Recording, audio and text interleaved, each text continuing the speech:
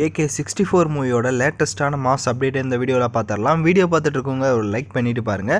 So இந்த படத்தை மறுபடியும் நம்ம ஆதிக் ரவிச்சந்தர் தான் டைரக்ஷன் பண்ண போகிறாரு. ஸோ அவருடைய கதைக்களம் பார்த்தீங்கன்னா இந்த வாட்டி ரொம்ப டிஃப்ரெண்ட்டாக இருக்கும். ஸோ அப்படின்ற மாதிரி குட் பேட் அக்லி மாதிரி இருக்காமல் ரொம்ப டிஃப்ரெண்ட்டாக கொடுப்பேன் அப்படின்ற மாதிரி சொல்லியிருக்காரு. ஸோ அது மட்டும் இல்லாமல் இந்த படத்தில் காஸ்ட் அண்ட் க்ரோன்னு பார்த்தீங்கன்னா இப்போ மோகன்லால் ஆல்மோஸ்ட் கன்ஃபார்ம்ன்ற மாதிரி தான் சொல்லிட்டு இருக்காங்க. ஏன் அப்படின்னா இதுக்கு முன்னாடி பார்த்தீங்கன்னா அவர்கிட்ட வந்து பேச்சுவார்த்தை போயிட்டு இருந்தது. பட் அவர் பார்த்தீங்கன்னா வந்துட்டு அதுக்கான அப்ரூவல் கொடுக்காத மாதிரி இருந்தது. பட் இப்போ ஆல்மோஸ்ட் பார்த்தீங்கன்னா இவர் நம்ம மோகன்லால் ஒரு முக்கியமான கேரக்டரில் நடிக்கிறதுக்கு வாய்ப்பு இருக்குன்ற மாதிரி சொல்லியிருக்காங்க.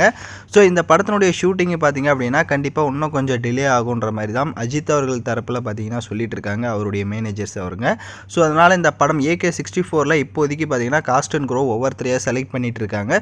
ஸோ யாரெல்லாம் அப்டேட் ஆக போகிறாங்க அப்படின்றத நம்ம வெயிட் பண்ணி தான் பார்க்கணும், எந்த மாதிரியான ஒரு கான்செப்டை கொடுக்க போகிறாருன்றதும். ஸோ நீங்கள் AK64 மூவிக்கு எந்த அளவுக்கு ஒரு எக்ஸ்பெக்டேஷன் எதிர்பார்ப்பில் இருக்கீங்க அப்படின்றத கமெண்ட் பண்ணிவிட்டு நம்ம ஆதிக் ரவிச்சந்தர் மறுபடியும் டைரக்ஷன் பண்ணுறதை பற்றி உங்களோட கருத்தையும் கமெண்ட் பண்ணிவிட்டு சேனலை மறக்காமல் சப்ஸ்கிரைப் பண்ணிவிட்டு லைக் பண்ணிவிட்டு பாருங்கள்.